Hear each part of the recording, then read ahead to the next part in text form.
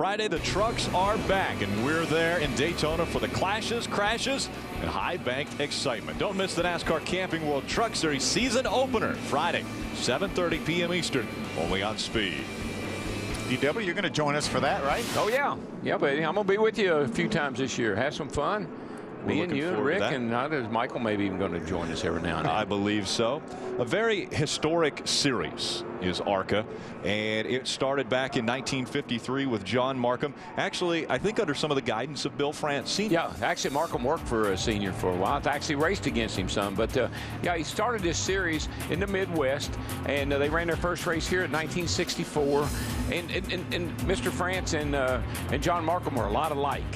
They took care of the guys. It was like a family to them, and certainly this event has grown. There he is. There's and grandfather right there. One of the things he used to do was he always had a pocket full of silver dollars, and if he liked you, or at least that's what he told me, he'd give you a silver dollar. Of course, I found out later on he gave everybody a silver dollar, but that's Mr. Markham right there with Big Bill. There's Big Bill and Mr. Markham, and Big Bill always kind of liked to have a backup. You never know when you might need some drivers or some cars if something didn't go right on the NASCAR circuit. There's a much younger Chris Economaki. Yep.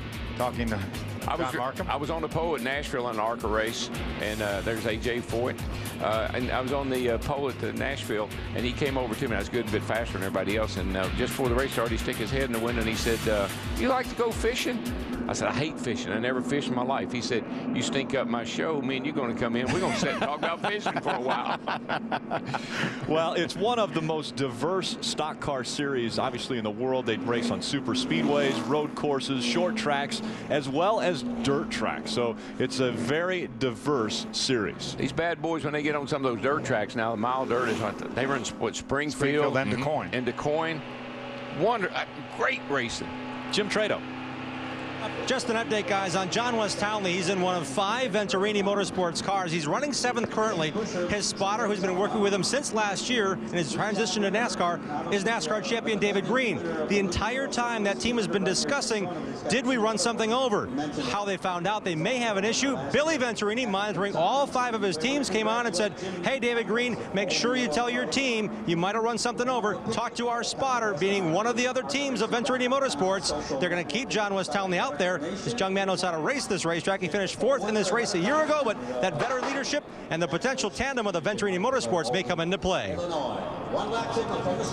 That's one of his team cars right behind him. The 55 car driven by Steve Arpin, so he's got a good teammate to check out his tires. We're on one. No, I guess we're not on one to go. Well, they're signaling one to go, but normally they turn the lights off. Yeah, Flagman gave one to go, but maybe the pace car driver didn't get the message. The pace car driver was actually, or the passenger was holding one finger up as well, so I think they just forgot to turn the lights off on the pace car. We're still seeing one finger in the air. Yeah, I think they just turned it. There, the lights went off. So it is next time by. The green flag will fly once again. James Busher will once again bring the field to the green flag. Wendy. Our 5-time winner at Daytona in the ARCA Series, Bobby Gerhart, on pit road again. And this time, they're making some more tape adjustments, putting more fuel in it. The problem was Bobby's car could not suck up in traffic. He was not pleased at all with the way the car was running. Keep in mind, he came to this race with a more conservative setup than he came in the 2009 Daytona race. So Bobby Gerhart had his crew chief, Billy Gerhart, make some tape adjustments, sealing up the front, and he hopes that the car will now suck up. Looked like they might have been working around the air box at the bottom of the windshield base there. That air box is very critical, particularly when it comes to whether the car will suck up or not. They may have made some sort of a little adjustment there. I'm not sure. And these guys really concentrate on this race because they test at Daytona, they go to Talladega and additionally test. So they really spend a lot of time concentrating on their effort on the super speedway. Well, you don't win here 5 times and not know something about this joint. And so whatever he's doing, I might want to do it myself. Bobby Gerhart has 6 wins in the series, and they've all have come on super speedways. 5 here and 1 at Talladega. It's always a good piece.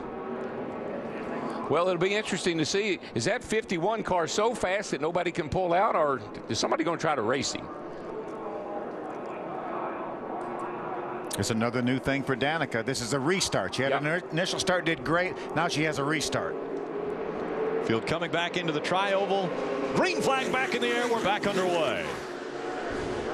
I think Danica started to dip to the bottom, and somebody must have hollered at her to stay up there until you get past the start-finish line, because she almost made a move there. 3 wide right in front of her. And cars coming fast behind her. Problems right there in front of her. Sliding down in turn number 1. It's the 22. Oh, and again we've got problems. Craig Ghost in the 81 slides into the 22 of Dakota Armstrong. Dakota was running in the 6th position. I think that sometime that engine on the restart looked like he just started smoking.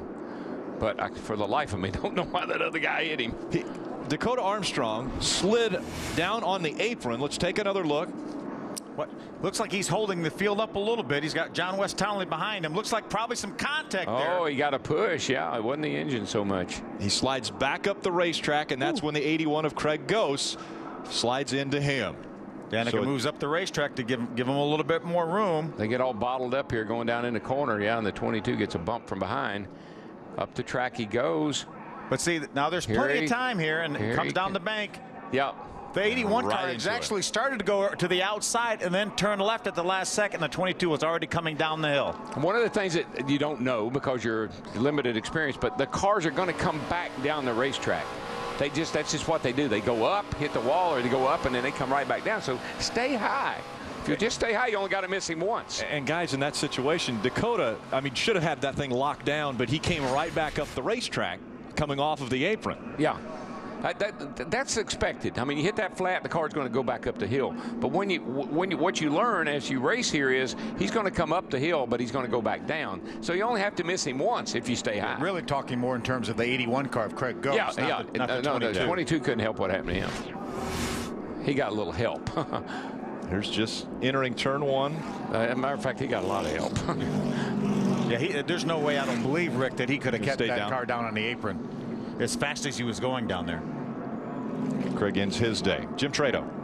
Just a quick update, guys. When I heard the radio chatter between the 22 driver, Dakota Armstrong, the crew asked him, "Are you okay?" He said, "Yeah, guys, I had a tire going down into turn 1, so he tried everything he could to get out of the way, but obviously it was not enough in his first attempt here at Daytona."